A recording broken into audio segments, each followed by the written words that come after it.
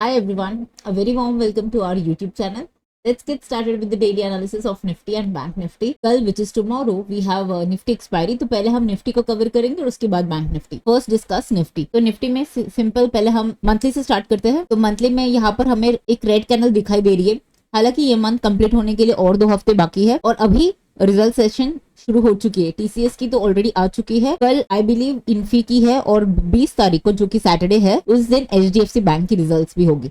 तो आने वाले समय में जैसे रिजल्ट्स पे भी रिएक्शन होगा मार्केट में. अभी के लिए ये रेड कैंडल हुई है, अब तक पूरी तरह से खत्म नहीं हुई है, मतलब ये मंथ इसके लिए. और अगर ये प्रीवियस मंथ के लो को ब्रेक करता है तभी हम देखेंगे कि क्या करना चाहिए on a higher time frame. But otherwise higher time frame पे ये higher high higher low structure ही चल रहा है और ये ब्रेक भी करता है तभी भी वो स्ट्रक्चर चेंज नहीं होता. बिकॉज अगर आप देखोगे स्विंग लो यहाँ पर है. ये मैं कह रही हूँ मंथली टाइम फ्रेम के बारे में. वीकली टाइम फ्रेम पे यहाँ पर अभी भी मार्केट एक अगेन हायर है, हायर लो के आसपास ही है. जब तक ये वाली स्विंग लो नहीं ब्रेक करती है तब तक. ये वाली स्विंग लो का लो है 21,710, मतलब 21,700 मान के चलिएगा. अब चलते हैं एक और छोटे टाइम फ्रेम पे विच इज डेली. अब डेली में क्या हुआ है? डेली में अगर आप देख रहे हो कि हमने एक शार्प अप मूव देखी थी 21,700 से ऑलमोस्ट 23,000 और वहां से हमने ऑलमोस्ट ऐसा वाला रिट्रेसमेंट दिया है. अब यूजुअली ना मार्केट में अगर रिट्रेसमेंट छोटी है ना, मतलब 1/3 वाली लेवल पे होती है, मतलब ऐसे अप मूव आ रही है और रिट्रेसमेंट अपर 1/3 तक रहती है तो उसको स्ट्रॉन्ग माना जाता है उस ट्रेंड को.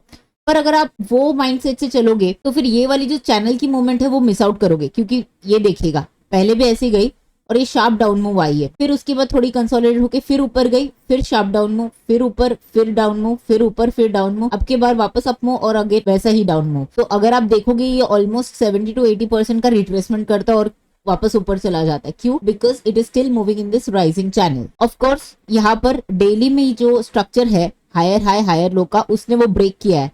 कब ब्रेक किया है? जब उसने ये 300 वाले लेवल को ब्रेक किया है. तब इसने जब भी 22,300 ब्रेक किया तब उसने ये higher high higher low structure को ब्रेक कर चुका है. बट अब ये एक तो चैनल के जो लोअर सपोर्ट्स है वहां पर ऑलमोस्ट पहुंचने आ गया है. तो यहाँ से देखना पड़ेगा यहाँ से ये ब्रेक करता है, मतलब ट्रेंडिंग मूव देता है, या कि वो रिवर्स करता है. यूजुअली हमने देखा है कि मतलब इलेक्शन ईयर्स में ऐसे स्ट्रॉन्ग सेल ऑफ आने का कोई स्ट्रॉन्ग रीजन होने की चांसेस कम है. सो एक्सपेक्टिंग कि मार्केट यहाँ से वापस एक यू टर्न ले ले. बट एज आई सेड कि हम लोग हमेशा जो पहले हिस्टोरिकली हो चुकी है उसको डेफिनेटली ध्यान में रखेंगे. बट अगर कोई नया ट्रेंड डेवलप होता होगा तो वो भी हम मिस ना करें. इसके लिए इट इज वेरी इंपॉर्टेंट कि हम देखेंगे कि जब ये लोअर बैंड के आसपास आता है, इसका लोअर बैंड आप देखोगे ना तो 22,000 या ज्यादा से ज्यादा 21,900 के आसपास आएगा. तो ये लोअर बैंड पे जब भी आएगा 21,900 22,000 के आसपास हम इसका रिएक्शन देखेंगे. अब जैसे कि हम 15 मिनट में देख सकते हैं, 15 मिनट में भी स्ट्रक्चर ब्रेक हो चुका है हायर हाई हायर लो का. जैसे कि मैंने कहा सिर्फ अगर मंथली और वीकली को छोड़ोगे आप तो डेली और 15 मिनट में दोनों ही टाइम फ्रेम पे हमको लोअर हाई लोअर लो की स्ट्रक्चर दिख रही है. अगर ये स्ट्रक्चर होती है तो हमारे लिए हर एक राइज सेलिंग के लिए यूज करते हैं. मतलब यूजुअली व्हाट वी डू, ये जो भी राइज होता है मतलब मार्केट का जो टेक्सचर है वो चेंज हो जाता है from buy on dips to sell on rise. तो अब मार्केट रोज ही गैप से खुल रहा है और फिर थोड़ा सा वॉलेटिलिटी करता है. यहाँ पर भी गैप से खुला फिर वॉलेटाइल हो जाता है. तो बट रोज एक नए लो पे खुल रहा है गैप के साथ. ठीक है, तो अभी हम लोग जब भी अगर मार्केट मान लीजिएगा थोड़ा भी स्टेबलाइज हो जाता है और यहाँ से मे बी 21,900 या 950 से अगर ऊपर आ जाता है, हाँ आपको एक यहाँ पर अच्छा एक रिवर्सल ट्रेड मिल सकता है. बट फिर आप लोगों को ओवरऑल माइंड में यही रखना है कि हर एक राइस को सेल किया जाएगा जब तक डेली में कोई एक अच्छा डब्ल्यू का ब्रेकआउट या कोई एक अच्छा कंसोलिडेशन के बाद ब्रेकआउट नहीं होता है. तब तक हम मेरे लिए यही रहेगा. क्योंकि अब जब तक स्ट्रक्चर नहीं चेंज होगा तब तक हम सेल ऑन राइज करेंगे. तो अभी हमारे लिए जो लेवल्स है सेल ऑन राइज करने के लिए वो ये है. अगर मतलब मान लीजिएगा मार्केट यहाँ तक आता है फिर सेल ऑन राइज हो सकता है, यहाँ पर सेल ऑन राइज हो सकता है. ये वाले अब ये वीक में बहुत इंपॉर्टेंट है कि मार्केट अगर वो स्ट्रक्चर को नेगेट करे सेल ऑन राइज का तो उसको इसके आसपास आके क्लोजिंग देनी पड़ेगी जो कि बहुत ही अनलाइकली लग रही है. तो सिंपल है, पहले हम क्या देखेंगे अब कल निफ्टी के लिए कैसे एक्सपायरी प्ले किया जाएगा. क्लियर है, ये बहुत सारे रेजिस्टेंसेस है निफ्टी के लिए. अब मान लीजिएगा कल निफ्टी फ्लैट ओपन होती है 22,150 के आसपास, 22,150 के आसपास अगर ओपन होती है जो कि फ्लैट होगी, तब क्या होगा? बड़ा ही सिंपल होगा. मार्केट में आप मान के चलेगा 22,300 मैक्सिमम तक, मतलब वो लेवल मोस्ट लाइकली जीरो जाएगा. और आप ये मान के चल सकते 22,000 या 21,900 तक जीरो होने के चांसेस है. ये वाला पुट और वो वाला कॉल तो बेसिकली मार्केट फिर से मैं साइडवेज एक्सपेक्ट कर रही हूँ अगर कल फ्लैट खुलता है तो। अगर मार्केट गैप अप से खुलता है, गैप अप मतलब एनीथिंग अबाउट 22,200, क्योंकि लास्ट में जो भी ये अप मूव आई थी अगर उसको कंटिन्यू किया हुआ है मार्केट ने, और मार्केट मान लीजिएगा कि गैप अप से खुलती है। अब गैप अप से खुलती है तो क्या रेंज, पिछले 2 दिन का जो रेंज है वो काफी बड़ा है, उसके विद इन कहीं पर भी मूवमेंट हो सकती है, और ये 22,400 और ये 22,100 ये वाले लेवल्स आप जीरो जाने के एक्सपेक्टेशंस रख सकते हो। अब मान लीजिएगा कि मार्केट फिर एक बड़ी गैप डाउन से खुल रहा है, गैप डाउन इतनी कि ये जो लोअर बैंड है कल की वहां पर अगर खुल जाती है तो फिर ये जैसे ही साइडवेज होके फिर से नीचे गिरता है, जैसे ये ब्रेक कर लेता है हम वापस शॉर्ट करेंगे इसको, और हम लोग फिर ये टारगेट जो होगा वो हम लोग quickly we will try to exit around, मतलब 101 पॉइंट के आसपास हम लोग छोटी सी टारगेट रखेंगे। बिकॉज मैंने कहा क्या हो रहा है रोज ये पर्टिकुलर वीक में क्या हुआ है, फ्राइडे से स्पेशली लास्ट फ्राइडे से, कि सेलर्स आ रहे हैं और सेल कर रहे हैं, सेलर्स आ रहे हैं और सेल कर रहे हैं, तो रोज सेलर्स आर विनिंग, ठीक है, सेलर्स पावर में है। अब अगर जो मार्केट है ना उनको क्या पसंद है कि जो लास्ट में आते हैं ना सेलर्स या लास्ट में आते हैं बायर्स, उनको फंसाना होता है उनको। तो अभी तक तो रोज ही सेलर्स विन हो रहा है, तो हाई प्रोबेबिलिटी है कि जो लेट कमर्स है अगर उन लोग आके यहाँ पर सेल किया तो market would like to trap them. तो क्या होता है ना ऐसे टाइम पे मार्केट क्या करती है, यहाँ पर तो लोग सेल करवाते हैं उन लोग से, और फिर तुरंत मार्केट में एक शार्प रिवर्सल आ जाती है। तो उसके लिए आप देखिएगा अगर आपका यहाँ पर 101 पॉइंट्स के आसपास अगर आ जाता है आपका टारगेट, तो जस्ट बुक आउट और फिर साइड में हो जाइए, या तो फिर रिवर्सल के लिए वेट कीजिएगा, और जैसे ही प्राइस एक्शन में कॉन्फर्मेशन आता है वैसे आप रिवर्सल ट्रेड ले सकते हो। But remember the larger time frame जो है अभी सेल ऑन राइस है, मतलब specially on daily and 15 minute. तो आपको अगर अपमूव आती है तो आपको देखना चाहिए कि सेल करने का मौका मिल सकता है। इनफैक्ट मेरे को ये भी लग रहा है कि अगर कल कोई बहुत बड़ी गैप से ओपन होता है, और मतलब मान लीजिएगा कभी कभार ऐसा होता है कि फर्स्ट टिक से सेलिंग आती है, तब ऐसा भी हो सकता है कि call selling would be a much better idea. Because जब भी डाउन ट्रेंड में होती है मार्केट और उसमें अगर बहुत बड़ी काउंटर गैप ओपन होती है for the first ever time, तो वो यूजुअली गेट सोल्ड इनटू। हालांकि ये और ये अगर मतलब यहाँ पर अगर ओपन होता है तो ये कॉल्स और ये पुट्स ये भी जीरो जाने के चांसेस काफी ज्यादा है। तो दैट्स इट फॉर निफ्टी। अब फटाफट समझ लेते हैं बैंक निफ्टी के लिए भी। बैंक निफ्टी में मंथली में तो ये दिसंबर के अंदर ही अभी भी चल रहा है पूरा का पूरा कारोबार बैंक निफ्टी में।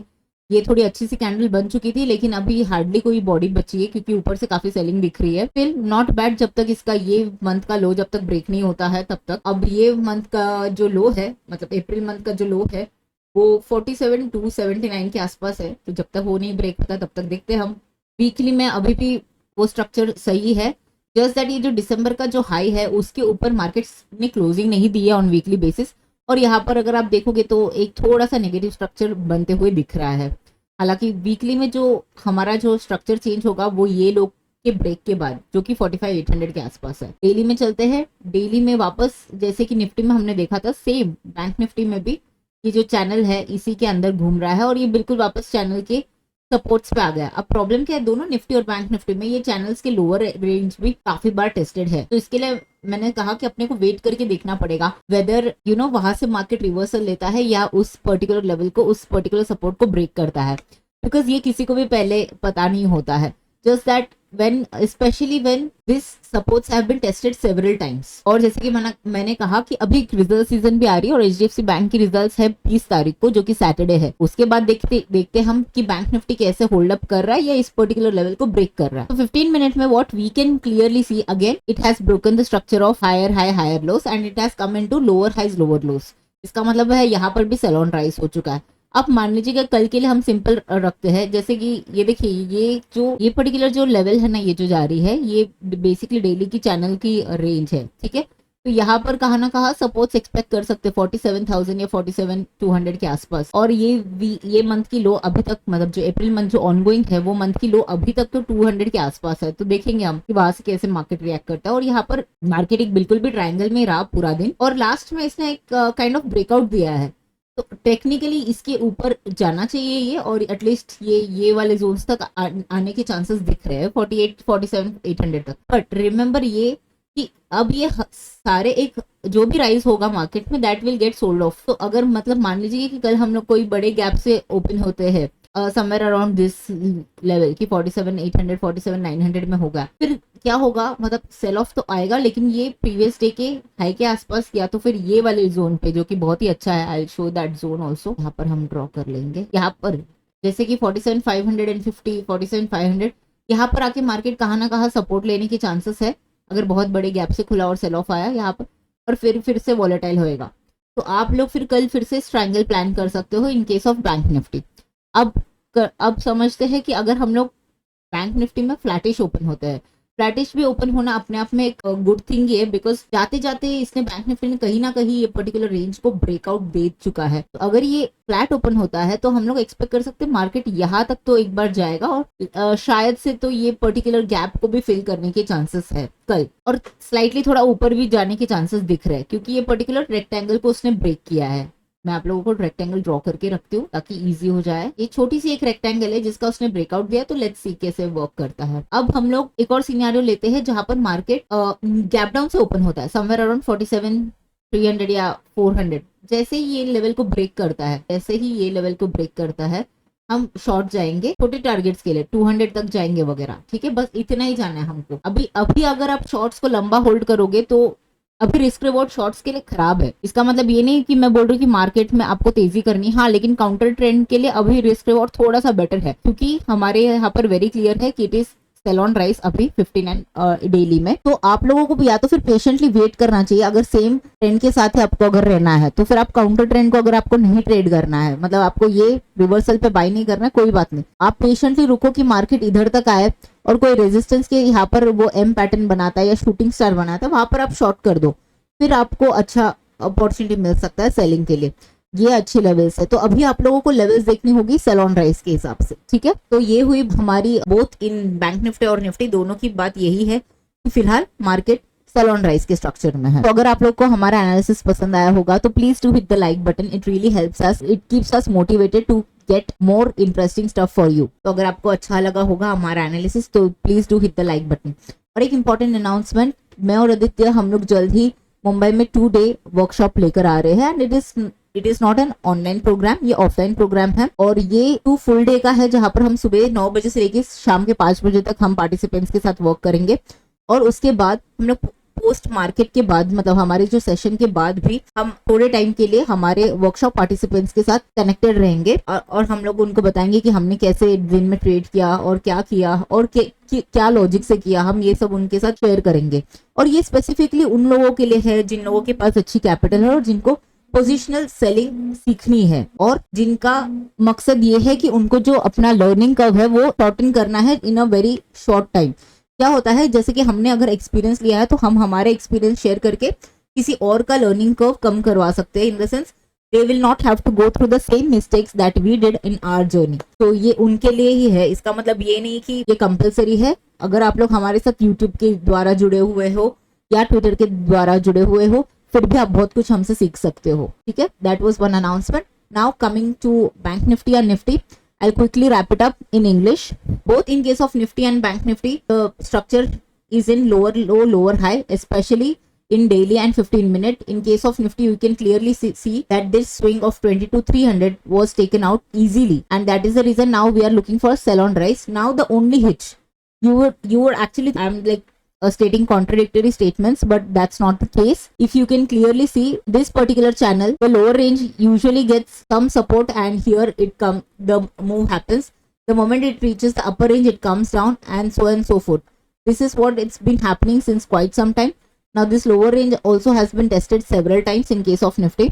Now 2 things may happen.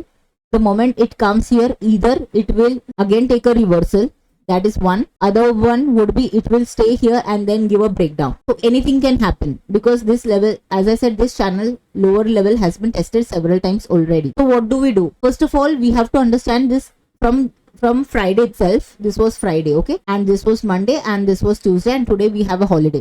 So within 3 sessions, if you can see, the entire up move, almost like I would say 60% or more than 60% is like totally retraced within just 3 days. So obviously there is some negative undertone right now, but you have to remember, market likes to trap the late sellers. So let's say if you try to sell somewhere here, and if the market reverses, then who needs to be blamed? Because again, as I said, here there is some sort of a support. unless this level doesn't get taken out, you can't sit on shorts like easily.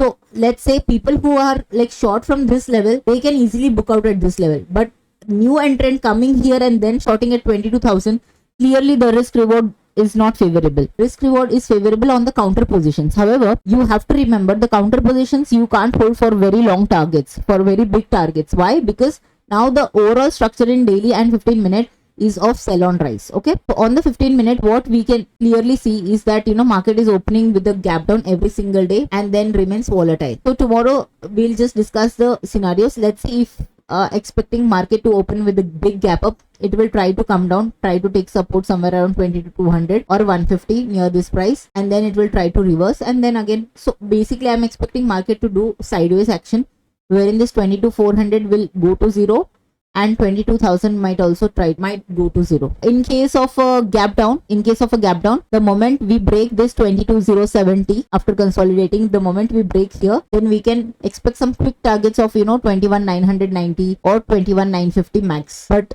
just don't be complacent if you're shorting the market tomorrow, because as I said, market likes to trap the late entrants. Every day people are selling and it is rewarding sellers since last Friday. So just don't be complacent if you are selling. If you are selling at the breakdown of this particular level of yesterday's low. But then what needs to be done? Where one should short for with a good risk reward. So in that case, you have to wait patiently for the market to reach to some resistance levels. Let's say this is a good resistance level. This is a good resistance level. So let the market come up and show some sort of a negative price action here. Then you can clearly short with a better risk reward. So let that happen, then you can enter into a shorts. So there are basically two type of trades. One is along with the trend and the other one is counter trend. So if you would want to like to be with the trend, so what you have to do, you have to ensure that the risk reward should be good enough. Else what will happen, let's say you are keeping your SL here and the target is only this much, so then it's typically 1:1 at this juncture for the shorting. However, if you